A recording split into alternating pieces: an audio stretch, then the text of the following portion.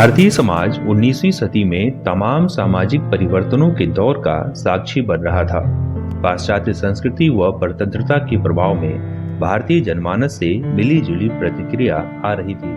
हालांकि इन बदलावों के लिए पक्ष और विपक्ष दोनों के वर्ग भी बन चुके थे और दोनों ही वर्ग अपने अपने मतों की पैरोकारी भी खूब डटकर कर रहे थे।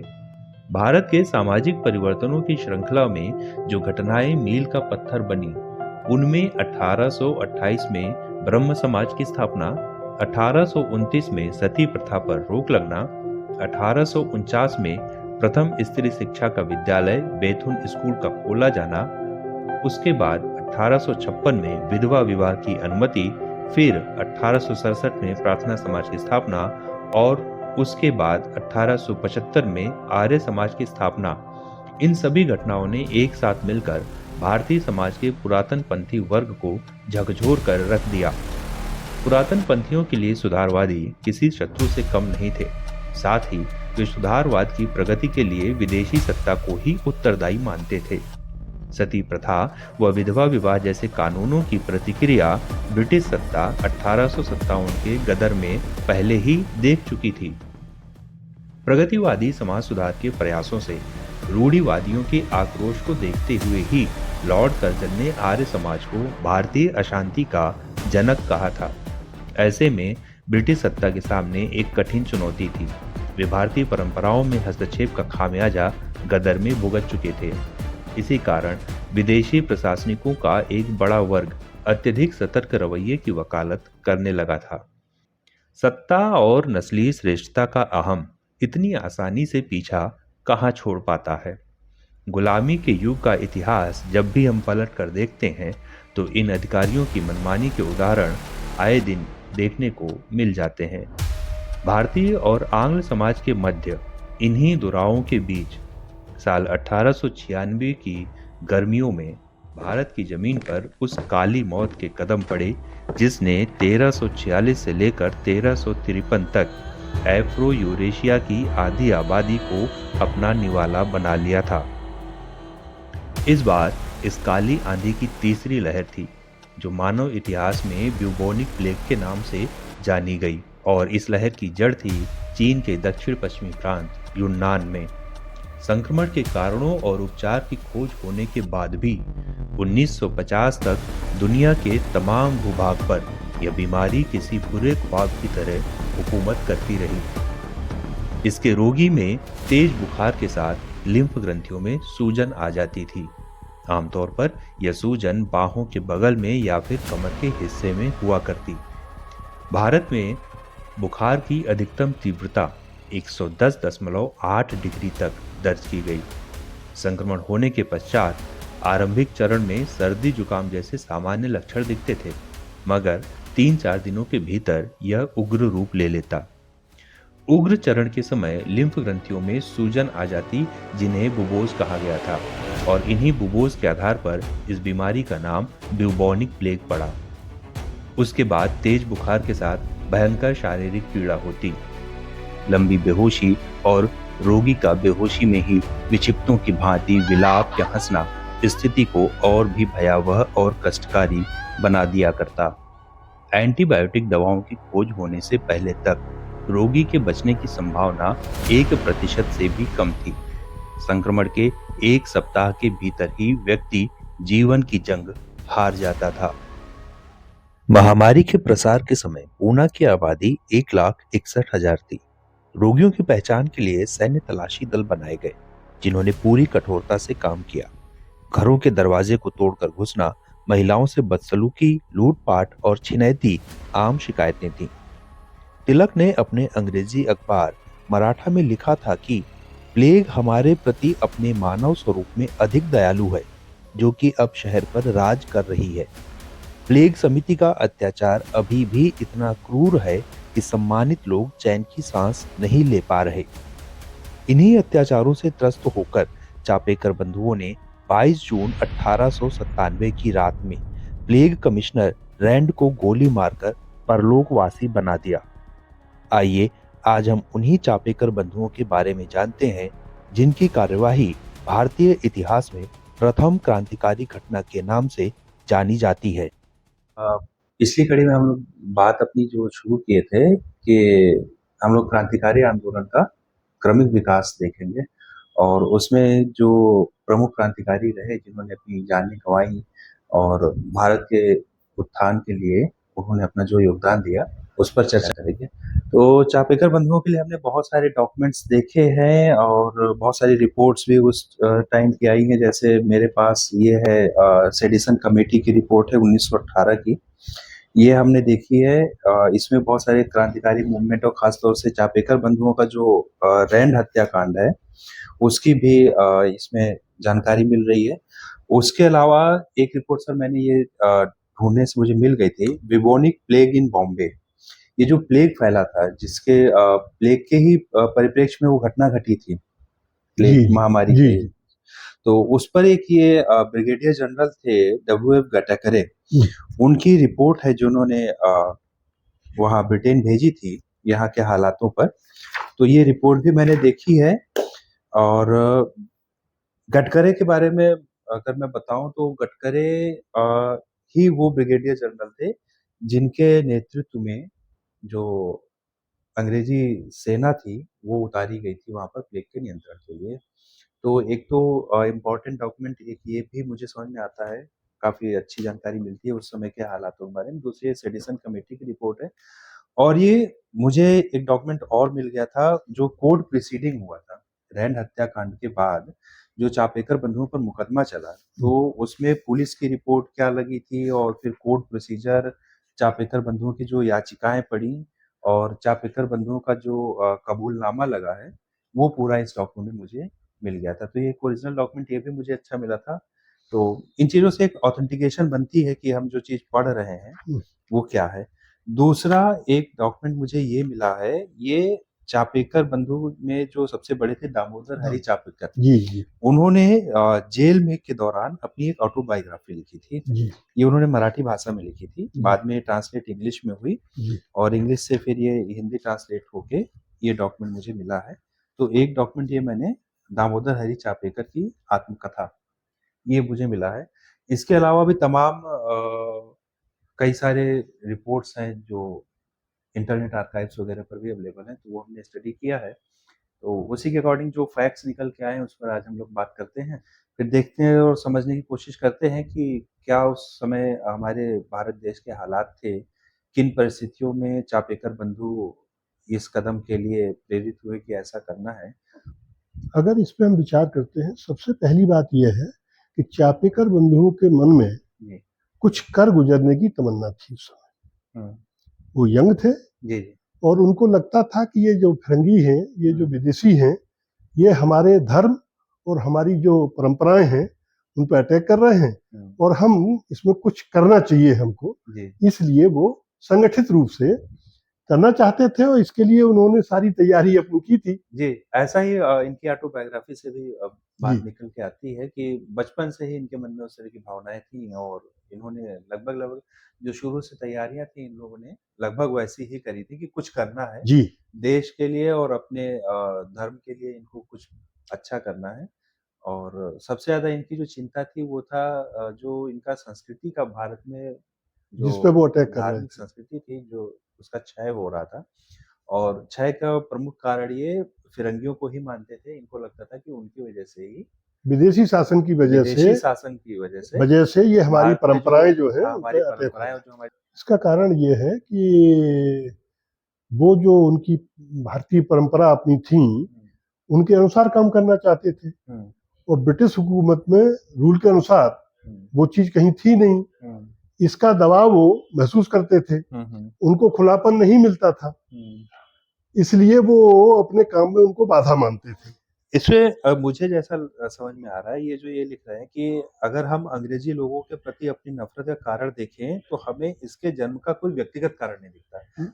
मतलब ये शायद ये कहना चाह रहे हैं कि पर्सनली हमारे साथ ऐसा कुछ नहीं हुआ था जिसको हम वो कॉज मान सकें कि हम ब्रिटिशर्स से सीधी बात ये इतनी है, नफरत क्यों कर रहे हैं, लेकिन आस-पास वो अपने परिवेश में, समाज में जो देख रहे हैं, सीधी बात ये है उससे वो अनुभव कर रहे हैं। उनकी जो परंपराएं हैं उसके अनुसार वो काम नहीं कर पा रहे हैं क्योंकि शासक जो है वो विदेशी है विदेशी है। और उसकी उसमें कोई दिलचस्पी नहीं है। वो जिस समाज से संबंध रख रहे हैं, वो समाज में जो कुछ घट रहा है, वो जो संस्कृति पर आक्रमण हो रहे हैं, वो जो दबाव में, उनके दबाव में, हाँ, उनके दबाव में हो रहे हैं, और इस कारण वो उनको अपना दुश्मन मान के बैठे हुए हैं। इसलिए व्यक्तिगत उनकी कोई दुश्मनी नहीं है। व्यक्तिगत का कोई कारण ही अंग्रेजों नहीं। ने उनके परिवार के साथ ऐसा कुछ नहीं किया जिससे वो उनसे दुश्मनी रख रहे हैं।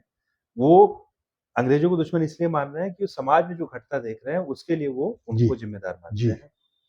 समाज के साथ जो विदेशी समाज के जो सांस्कृतिक लक्षण आए, जैसे उन्हें चिढ़ क्रिकेट से भी थी, नहीं, क्योंकि क्रिकेट से चिढ़ कि इसलिए थी, बच्चे ज्यादातर क्रिकेट खेलते क्रिकेट हैं, तो खेलते जो थे, अपने देसी खेल है उनसे अलग हो जा रहे हैं। वो उसके लिए प्रेरणा भी देते थे बच्चों को, हाँ, वो अपने सहयोगियों को इसके लिए बहुत शिक्षित करते थे, जहाँ मैच हो रहा है वहां जाके उपद्रव करते थे, उपद्रव करते बाधा थे, उसमें पहुंचाते थे। बाधा डालते थे और अपने लोगों को ये समझाते थे कि ये विदेशी खेल है, हमारे खेल जो है वो दूसरे हैं, और उनके प्रति लोगों को, और उनके मन में एक चीज और थी कि हमको समाज में कुछ करना है, करना है और अपने समाज के लिए करना है, और उस अपने समाज के लिए करने के लिए अपने अंदर वो शक्ति डेवलप हो, ये उनके मन में था। तो इसके लिए वो बच्चों को जो इकट्ठे करते थे, अपने साथियों को इकट्ठा करते थे, उनके बीच में ये बात रखते थे कि हमको बलिष्ठ बनना है, शक्तिशाली बनना है, इसके लिए कसरत करना, व्यायाम करना, गुलेल चलाना, हाँ हाँ, मतलब देसी खेल जितने थे, कबड्डी खेलना, कबड्डी कुश्ती खेलना, खेलना, यहाँ तक कि बैलगाड़ी में, बैलगाड़ी को स्वयं खींचना, अपनी शक्ति का वो बढ़ाना। हाँ, अपनी क्षमता बढ़ाने के लिए लोग जब पिता के साथ जी देशाटन पे निकलते थे, जी जी, तो पता चलता था कि बैलगाड़ी में बैठे नहीं, बल्कि बैलगाड़ी के बल्कि पीछे पीछे पैदल चल पैदल चल रहे हैं, पैदल चल रहे हैं। और पैदल चलने का अभ्यास ज्यादा से ज्यादा हो।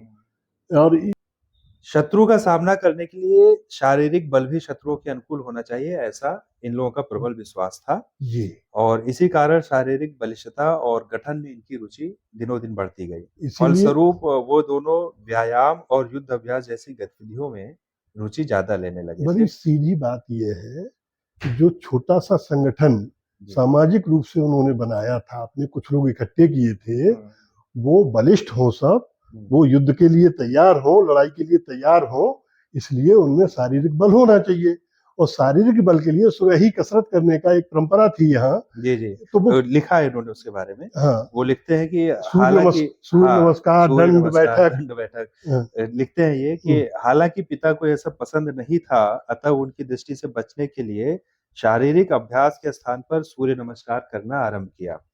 दामोदर सूर्य नमस्कार में इतना अभ्यस्त हो चुके थे कि एक बार में 1200 सूर्य नमस्कार कर लेते थे, और साथ में 11 मील तक की दौड़ लगाते थे। ये 11 मील की दौड़ का उन्होंने जिक्र किया हुआ है। जो उनका गांव था, वहां से जो गणेश खिंड की पहाड़ी थी, वो वहां तक जाया करते थे। गांव में पहले व्यायाम यही होते थे, दौड़ लगाओ, दंड बैठक, और गिनती जो होती थी वो दंड बैठक की ही होती थी, दंड बैठक की और दौड़ की जो संख्या, वो मात्रा होती थी, वो कितनी दूर तक जाके लौट आया है, कितनी दूर तक गए। बढ़िया। फिर आगे इनका जो किशोर मन की जो वैचारिक विकास है, जो किशोर मन की चेतना है, उसके बारे में काफी कुछ इनकी आत्मकथा से मिलता है। ऐसा लगता है कि जो उन्होंने अपनी आत्मकथा में लिखा हुआ है कि शायद उन दिनों हरिदासी के जो क्रियाकलाप थे, जो इनका परिवार, जो इनके पिता हरिदासी व्यवसाय में थे, तो उसको भी शायद दामोदर हरि चापलेकर बहुत उत्तम नहीं मान रहे थे, क्योंकि लिखते हैं कि अपने पिता के व्यवसाय के रूप में हरिदासी काम का ये उन्होंने उल्लेख तो करते हैं, परंतु साथ ही अन्य हरिदासी लोगों से अपने पिता को पृथक भी बताते हैं। इस क्रम में उन्होंने तत्कालीन धार्मिक अनैतिकता और समाज की रुचि का भी संकेत किया है। ये लिखते हैं कि मेरे पिता हरिदास थे, इसलिए बहुत से लोग अन्य हरिदास के बारे में सोचेंगे और वे हमारी कीमत कम कर देंगे। इसलिए यहाँ मेरे पिता के हरिदासी व्यवसाय का वर्णन करना आवश्यक है। आगे इस व्यवसाय की समस्या के बारे में लिखते हुए कह रहे हैं कि इन गतिविधियों में उत्तरी हरिदास मंडली में निंदनीय प्रकार की गतिविधि देखी जाती है। हालांकि हरिदास मंडली तो दक्षिण भारत से परंपरा शुरू हुई थी, वो ठीक है, उधर से आई थी, हाँ और जी, उत्तर भारत में आते आते उसमें बहुत सारी बुराइयां शामिल हो गई थी। इसीलिए यहाँ पर शायद ये जिक्र कर रहे हैं कि उत्तरी हरिदास मंडली में निंदनीय प्रकार की नहीं कभी, गतिविधि। बट नेचुरल बात एक इसमें एक और है जी। कि ये जो परंपराएं थीं वो समाज में ये थोड़े बहुत धार्मिक कार्यक्रम करके और उसी से जीविका चलानी पड़ती थी। तो जीविका चलाना, उसके लिए कुछ धन अर्जन करना, ये एक कठिन काम था उस समय भी। जी। तो उसको लोग अच्छा नहीं मानते थे। वैसे मैं जहाँ तक मानता हूँ कि जहाँ आपने आजीविका का साधन धर्म या कला और धर्म, मैं दोनों को मानता हूँ नहीं, कि उसका मूल्यांकन सही नहीं हो पाता। आपने जैसे ही आजीविका उससे जोड़ ली तो आप इन दोनों का पतन कर तो दो। फैक्ट यही है, फैक्ट ये है जहाँ आप अर्थ ले आए, तो वो आजीविका के लिए जो हरिदासी परंपरा थी, जिसमें वो कीर्तन वीर्तन करते थे, फिर बाद में धन थोड़ा सा इकट्ठा करते थे, उससे जीविका चलती थी, उससे तो परिवार चलता हरिदासी था। परंपरा तो इसलिए चली कि भाई आप भगवान को जी, पाओगे, भगवान से नहीं, जोड़ने के भगवान लिए, के पक्ष में आपने कीर्तन किया और उत्तर भारत आते-आते वो व्यवसाय बन गया। व्यवसाय बन गया। तो व्यवसाय तो वहां भी था, तो लेकिन इसीलिए समस्या हो गया। अब जहाँ व्यवसाय नहीं, आएगा तो उसको वहाँ बहुत अच्छा नहीं अनैतिकता तो आएगी। उसको बहुत अच्छा नहीं माना जाता था। अब ये लिख तो रहे हैं, ये कह क्या रहे हैं? देखिए चापेकर बंधु उसी समस्या के बारे में बता रहे हैं कि कथा में लोगों को उपदेश करना कि याचना के लिए दरवाजे-दरवाजे घूमना पाप है, और ये महाराज स्वयं द्वार-द्वार घूम कर कहते हैं कि मैं अमुक गाँव का हूँ, मेरी कथा सुनो, मैं ज़्यादा अच्छी कथा कहता हूँ। भगवान का नाम बेचना, पर स्त्री पर अंधा लोभ करना और धर्म ढोंग करके लोगों की आँखों में धूल झोंकना, यही सब इनका व्यवसाय बन गया है। एक्चुअली क्या है रवि, कि ये जो धार्मिक गीत और ये जो होते हैं, जैसे आज भी भागवत होती है, कथाएं होती हैं, तो उसमें इस तरह की बुराइयां स्वाभाविक रूप से आ भी जाती है। वही कि तो आपने व्यवसाय बनाया तो धर्म तो दूषित हो ही जाएगा। हाँ, तो उससे फिर लोग जो है उसको उतना सम्मान नहीं देते हैं जो धार्मिक कृत्यों के लिए इस समाज में था। जी।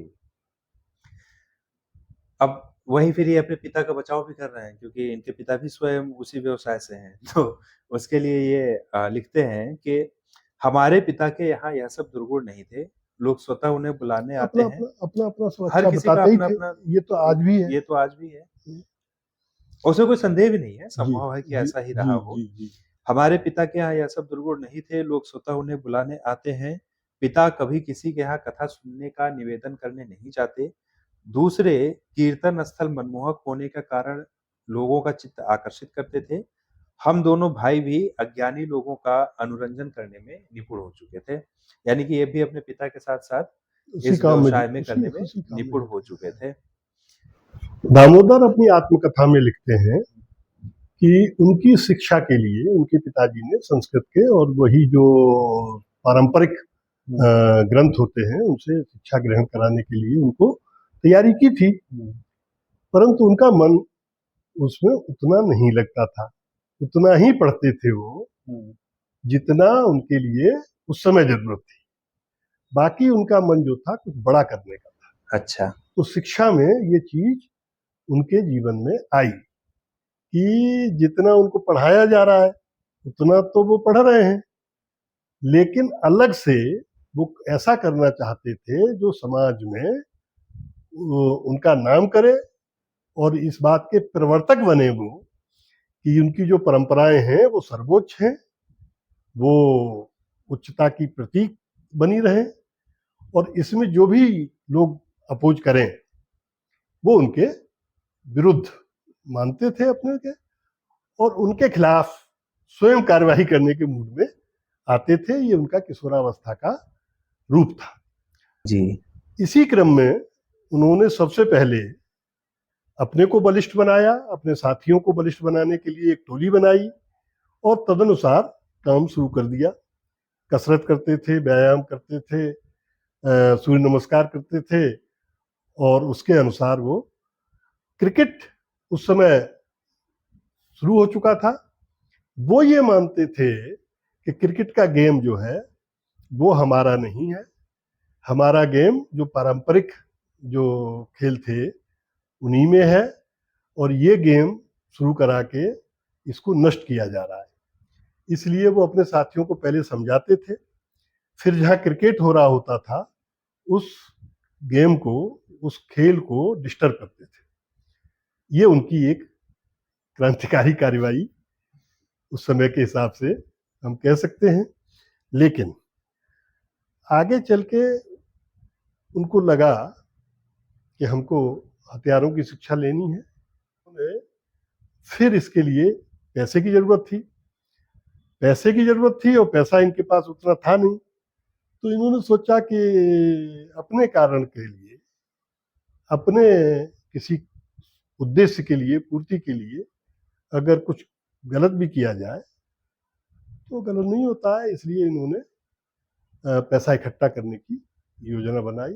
दामोदर कहते हैं कि अगर किसी पुण्य कार्य के लिए चोरी भी की जाए तो वो चोरी पाप नहीं मानी जाती है, और इसी विचार के साथ ही इन्होंने सबसे पहले किसी तरह से 5 रुपए इकट्ठा करके पास की दुकान से एक गुप्ती खरीदी, और उसके बाद उसी दुकान से कुछ दिनों बाद इन्होंने एक पिस्तौल चुरा ली थी। और धीरे धीरे करके इनका हथियार इकट्ठा करने का ये क्रम चला था, और कुल इनके पास जमा हथियारों के जखीरे में 3 बंदूकें, 6 तलवारें, उसके साथ कुछ गुप्ती और कई भाले इन लोगों ने अपने समिति के बालकों के साथ मिलकर इकट्ठा कर।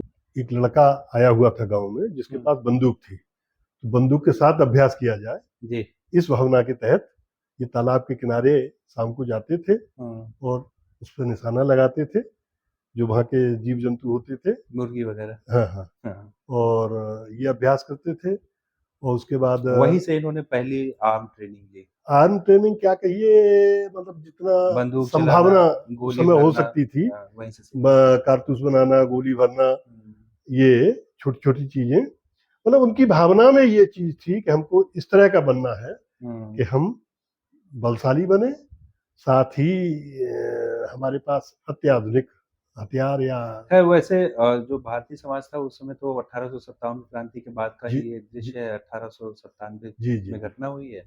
और जहाँ तक मैं समझता हूँ कि वो तो समाज ही ऐसा था कि जहाँ कुछ भी परिवर्तन आप हथियार के बल पर ही सोच सकते हो। जी। शारीरिक क्षमता। तो जब उनको पता चला कि उस लड़के के पास बंदूक है तो उससे दोस्ती करके फिर उसके साथ जाके निशाना लगाना और कारतूस बनाना और कारतूस उसके साथ सेट करना, ये सब इन्होंने वहाँ सीखा।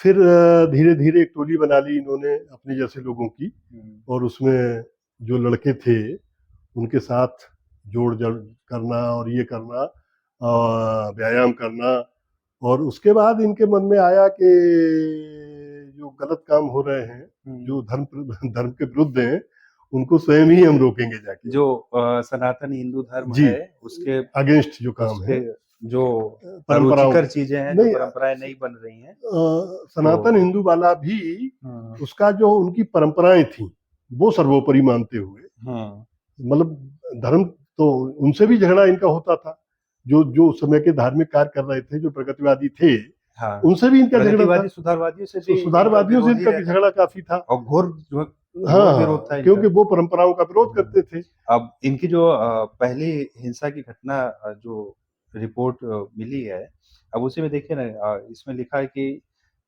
इनके एक रिश्तेदार काशीनाथ पंत गाडगिल ने अपनी बेटी का विवाह चिंतामन नारायण भट्ट से कर दिया, और ये दोनों सुधारवादी थे। तो ये बात इन बंधुओं को रास नहीं आई थी। तो इन लोगों ने निश्चय किया कि शास्त्र विरोधी और सुधारक होने के कारण ये हमारे कट्टर शत्रु हैं, और यदि इनके स्थान पर हमारे पिता भी धर्मशास्त्र के विरुद्ध कोई कार्य करते हैं तो वो भी हमारे लिए कट्टर शत्रु होंगे। तो आखिरकार इन्होंने बारात के दिन दूल्हे को सबक सिखाने की योजना बनाई थी, और इन लोगों ने किया क्या कि जब बारात पहुंची तो अपने साथियों के साथ गली में छिपकर उस बारात पर पत्थर चलाए। हालांकि पत्थर चलाने का उद्देश्य भी था, उद्देश्य ये था कि कम से कम दूल्हे को इस लायक कर दिया जाए, अस्पताल भर्ती हो जाए, वो अस्पताल भर्ती हो जाए, शादी में अपना कार्यक्रम न कर पाए। हालांकि हुआ उसका उल्टा, दूल्हे को उतनी चोटें नहीं लगी, कई महिलाएं उसमें चोट खा गई, जिसका इन्हें बाद में अफसोस भी हुआ, क्योंकि इनको अभ्यास तो था नहीं इनका इस तरह का। लेकिन इनके मन में जो भावना थी वो एक विद्रोह था, और वो भी विद्रोह ऐसा नहीं कोई धर्म था नया था, वो केवल जो उनकी परंपराएं थी, उनके अलग हटके जो काम हो रहा है वो उसके दुश्मन है। जो धर्मशास्त्रीय रिवाज है उसके विरुद्ध जाके कुछ किया या जो जो हमारी परंपरा है उसके अगेंस्ट अगर सुधारक कोई काम कर रहा है, चाहे जी उन्हीं का अपना रिश्तेदार जी हो, चाहे जी उनके अपने जैसे देश का है या कोई विदेशी है, जैसे उससे फर्क नहीं पड़ता है। जी विधवा के पक्ष में अगर उसने कोई बयान जारी किया है तो इनका दुश्मन हो गया, दुश्मन विधवा विवाह के समर्थन कर दिया तो आपका फिर वो इनका दुश्मन हो गया। इनका दुश्मन हो गया। जबकि ये उस समय का एक परिवर्तनशील समाज जो डेवलप हो रहा उससे तो था, निर्माण हो ही रहा था, भारत में एक तो नया युग चल रहा था। नहीं वो हम सदैव चला है, सदैव चलेगा, प्रगति तो होती रही है। जीवित समाज की निशानी भी है जी ये। जी जी तो ये उनके दुश्मन हो जाते थे। और यही एक कारण था कि इनकी जो पहली घटनाएं हैं उनमें से एक ये है, एक इनके समाज के इनके रिश्तेदार थे जिन्होंने उनसे प्रेरित होके और अपना परिवर्तन कर लिया था, धर्म परिवर्तन किया था। धर्म परिवर्तन किया था। और धर्म परिवर्तन क्या, धर्म भी मतलब कोई बहुत अलग से नहीं गए थे, लेकिन उस धर्म से इन्होंने कहा कि नहीं, इनको हम जो है ऐसा सबक सिखाएंगे कि लोग ऐसा न कर सकें। ये हौसला था इनका, इनका किशोरावस्था जो थी उसमें जो उड़ान होती है वो थी कि ये सारा काम हम ही निपटा देंगे। तो इस चक्कर में इनको कई ऐसी घटनाएं इन्होंने घटित की जो नियम विरुद्ध और सजा योग्य थी। इसी घटनाक्रम में एक प्रोफेसर के बारे में इनको पता चला कि उन्होंने अपना क्रिश्चियन हो गए थे वो। हाँ, धर्म परिवर्तन, उन्होंने ईसाई धर्म अपना लिया है। तो इन्होंने उनको सबक सिखाने के लिए उन पर अटैक किया, उनके ऊपर तो जानलेवा हमला किया और वो मुकदमा पूना के हिंदू प्रोफेसर थे वेलंकर के ऊपर इन्होंने हमला किया था। और उसके तो बाकायदा इन लोगों ने साजिश की। तो ये घटनाएं कई दिन तक उनके घर की तलाशी करी, उसके रैकी की प्रॉपर रैकी करी कैसे कब आते जाते हैं, कैसे करना है, घर में आग लगा और बाकायदा योजनाबद्ध तरीके से उन पर अटैक किया। हाँ। और अटैक भी बाकायदे उनको पूरा सबक सिखाने का था, हालांकि वो बच गए थे, जान बच गई थी, जान उनकी बुरी तरह घायल हो गए थे, जान बच गई। और इस तरह के घटनाक्रम इनके कई उस समय के हुए। फिर जब महारानी विक्टोरिया की मूर्ति पर इन्होंने कालिक पोती उसको जूते की माला पहनाई। हाँ हाँ, इस तरह की कई घटनाएं उस समय इन्होंने अपनी एडोलसेंस एज में की। और बाद में इनको खुद ये लगने लगा कि लंबे समय तक नहीं चल नहीं पाएगा। उससे ज्यादा इन्हें ये एहसास हो रहा था कि इन सब हरकतों से वो कोई परिवर्तन नहीं ला पाएंगे। और जो समाज में जो समाज इनके अनुसार जो समाज का रूप विद्रूप हो रहा था, उसमें कोई सुधार नहीं ला पाएंगे और ये अपनी संस्कृति की रक्षा भी नहीं कर पाएंगे। तो ये वहां से ये काम छोड़ के और पुणे चले गए। इसी सबके बीच महाराष्ट्र में बाल गंगाधर तिलक ने शिवाजी समारोह का आयोजन करना आरंभ कर दिया था। चापेकर बंधुओं के लिए भी शिवाजी एक आदर्श व्यक्ति थे, लेकिन इस तरह के समारोहों को भी वो उचित नहीं मानते थे। बल्कि शिवाजी महोत्सव जो आयोजित हो रहा था उसके भी ये बहुत ज्यादा पक्षधर नहीं थे। शिवाजी का पहला जन्मोत्सव आयोजित हुआ, यद्यपि शिवाजी चापेकर बंधुओं के आदर्श थे, तथापि चापेकर बंधु शिवाजी को के इस बात से सहमत नहीं थे कि वो भगवान का रूप ले लें। भगवान वो मनुष्य थे, वो आदर्श रूप में भी भगवान नहीं मानते थे उनको। उनके गुरु समर्थ रामदास, उनको भी भगवान नहीं माना जाता था, जबकि वो उनके गुरु थे। इस धारणा के तहत वो शिवाजी महोत्सव की भी आलोचना करते थे। जी। शिवाजी समारोह के बीच में ही ये बॉम्बे दोबारा चले गए। वहां इन्होंने गणपति श्लोक की रचना की और तिलक से भी ये थोड़े से डिफर किए। इनका मानना था कि तिलक जो हैं वो उदारवादियों के साथ भी उदार रहते हैं, जबकि उदारवादियों के साथ रहकर हम ये चीजें लागू नहीं करा सकते, ऐसा इनका मानना था। इसलिए ये तिलक के भी थोड़े से आलोचक हो गए थे। तिलक से जो इनकी असहमति है उसके बारे में दामोदर लिखते हैं कि मैं जानता हूं कि आप सभी के मन में तिलक के संदर्भ में एक अच्छी छवि है और यह पढ़कर आप मुझे विवेकहीन कहेंगे। फिर भी मैं आपको बता दूं कि यह महान व्यक्ति न तो सुधारवादी है और न ही स्वधर्मनिष्ठ है। यदि यह स्वधर्मनिष्ठ होता तो विधवा विवाह प्रतिबंध निवारक समिति का सदस्य न होता। गोमांस खाने वाला दाजी आबाजी खरे इनका प्रिय मित्र है। ये समय आने पर केवल डींग मारने वाले ढोंगी बाबा हैं। बिस्कुट खाने के बाद प्रायश्चित करने में इन्हें शर्म आती है, परंतु चाय पीने में इन्हें कोई शर्म नहीं है। क्या कभी किसी ने इन्हें कीर्तन, पुराण श्रवण या देव दर्शन जैसे कृत्य करते देखा है? जिन गोष्ठियों में धर्मनिष्ठों का अपमान होता है, वहां तिलक की उपस्थिति जरूर होती है। यही कारण है कि तिलक के विषय में हमारी धारणा बहुत सकारात्मक नहीं है। फिर भी अन्य सुधारकों की अपेक्षा यह थोड़े बेहतर हैं। हमें आशा है कि कुछ समय बाद इनमें बेहतर सुधार होगा। सारांश में चापेकर केवल उनके गुलाम हैं जो शुद्ध रूप से धर्मनिष्ठ हैं, अन्यथा वो हमारे कट्टर शत्रु हैं। वो दो कारणों से उसकी आलोचना करते थे। एक तो ये कि शिवाजी को वो भगवान नहीं मानते थे, जबकि उनके शिवाजी समारोह में उनको भगवान का दर्जा दिया हुआ था उन्होंने। दूसरा, उस पर खर्चा बहुत आता था।